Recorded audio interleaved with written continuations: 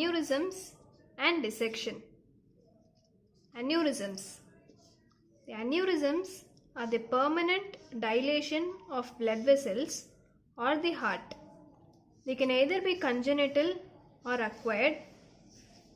Based on the location, the aneurysms can occur either in the artery, vein or in the heart.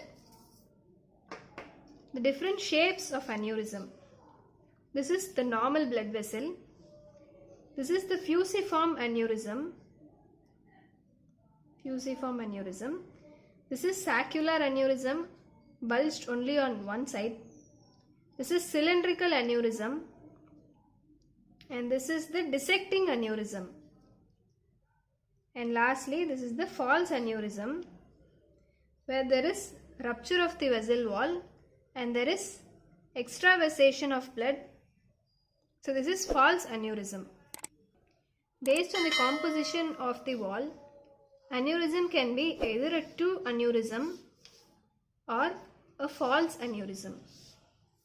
In true aneurysm, all the three layers are involved, whereas in false aneurysm, this is called as pseudoaneurysm. True aneurysm examples are atherosclerotic aneurysm, syphilitic aneurysm, congenital vascular aneurysm or ventricular aneurysm.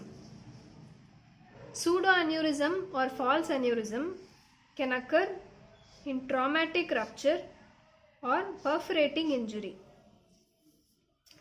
The causes of aneurysm.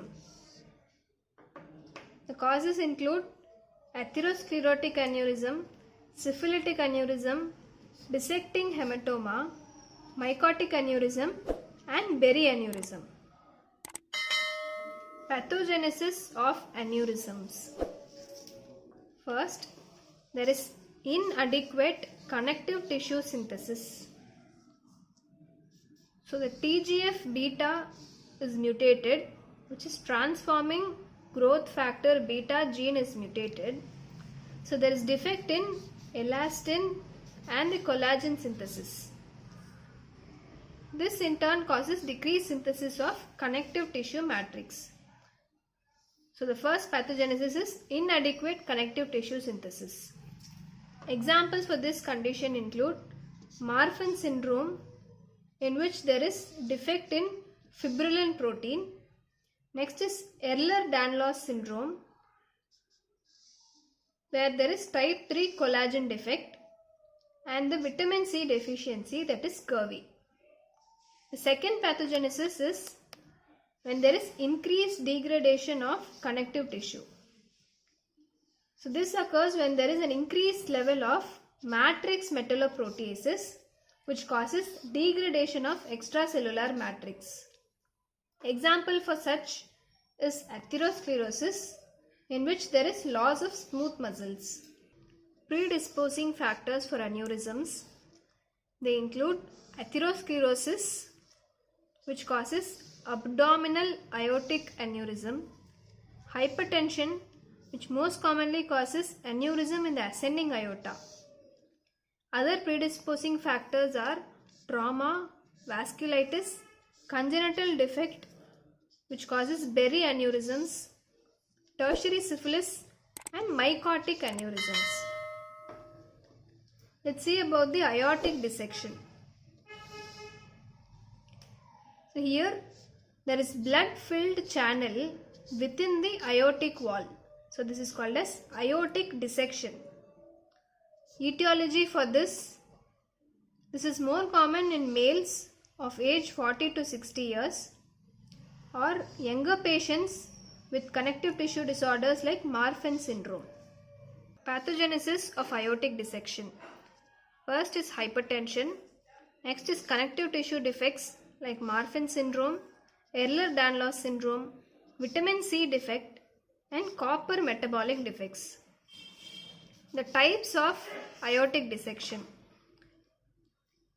It is of two types, type A and type B, and based on the DeBakey classification, it is of three types.